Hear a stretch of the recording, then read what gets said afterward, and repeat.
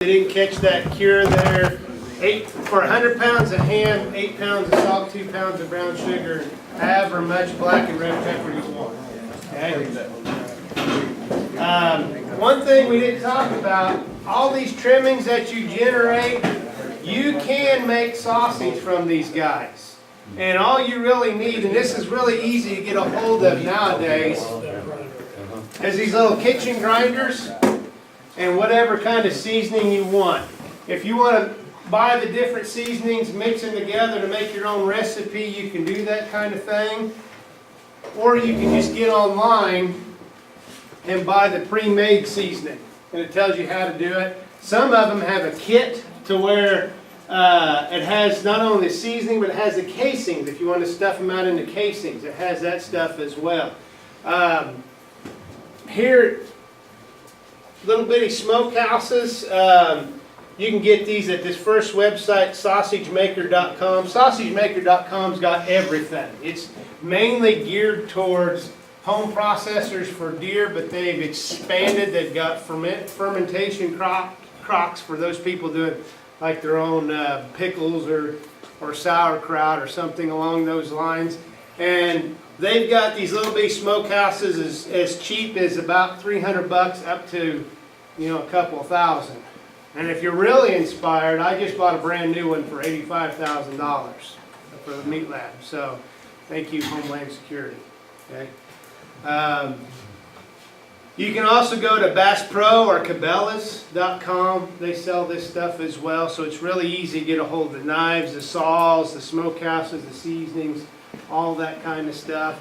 You can do anything from a breakfast sausage to a chorizo to a bratwurst, anything like that.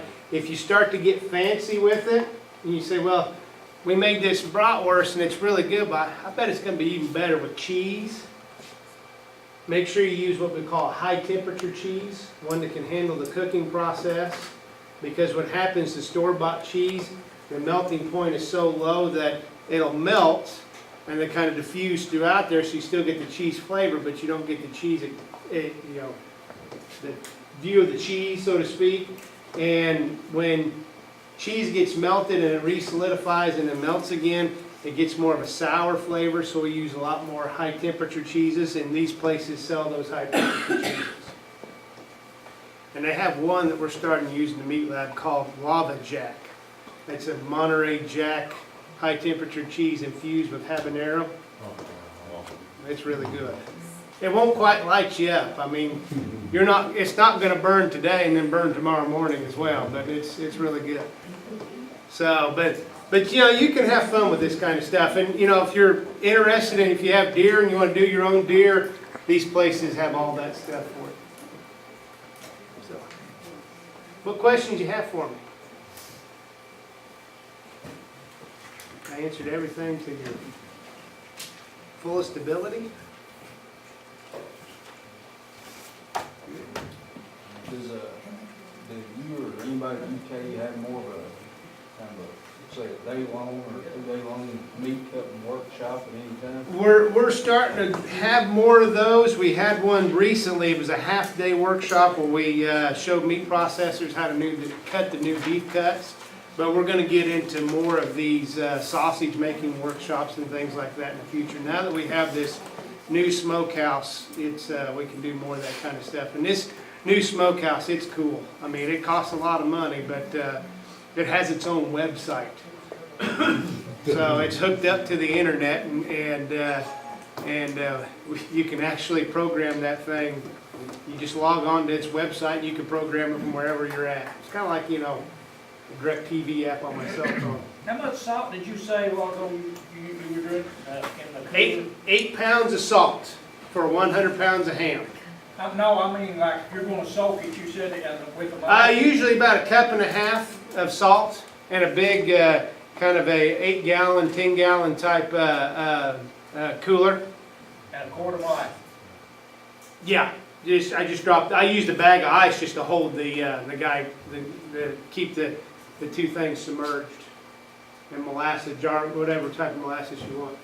Like your shed that you're going to hang your ham in, does it have to have like a window for ventilation, or can it? just It's be a- best if it does, and I wouldn't necessarily say a window. If you look at some of the 4-H houses, we put fans in there so that the air keeps circulating through there. It helps dry them out a little bit better and even out the color. And they're exhaust fans, not intake fans. What we're seeing is more and more counties, 4-H counties that are putting in their own ham houses, they're getting county money by the county saying, well, if you let the adults do this project as well. So, Ty, I don't know if you want to get into that.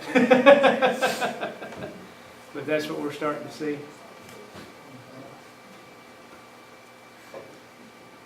What else? Hopefully we didn't bore you too much this evening. Retail wise, Uh-huh. from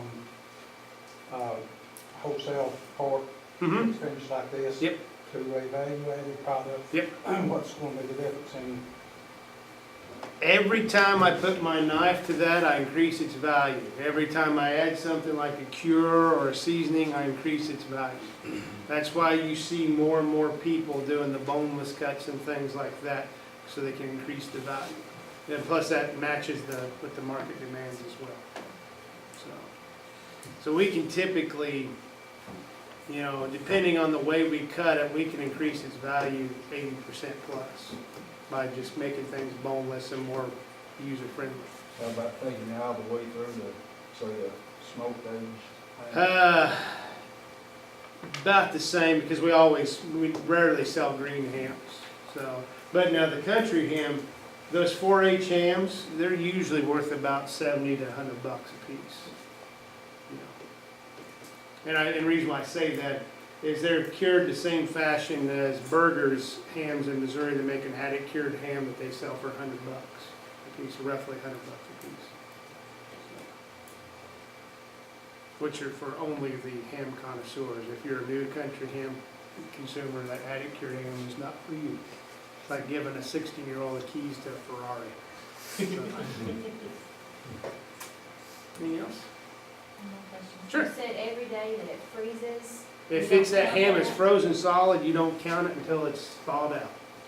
Now, the challenge we had this year, we really didn't have a winter this year, did we? And it really was nerve-wracking for those of us curing ham, especially in this 4-H project, because things have got to stay cold. Now, what I predict is going to happen this year, since we had a warm winter, it's going to be freezing until Derby Day. So we're running the exact opposite problem, everything's froze up. What else? Well, it's been fun, folks. I hope we didn't keep you too long. I see it's dark outside, so I know it's at least 8:30-ish somewhere in there. It's getting close. It's Getting close. Let's give Dr. Renfro a hand for an excellent presentation.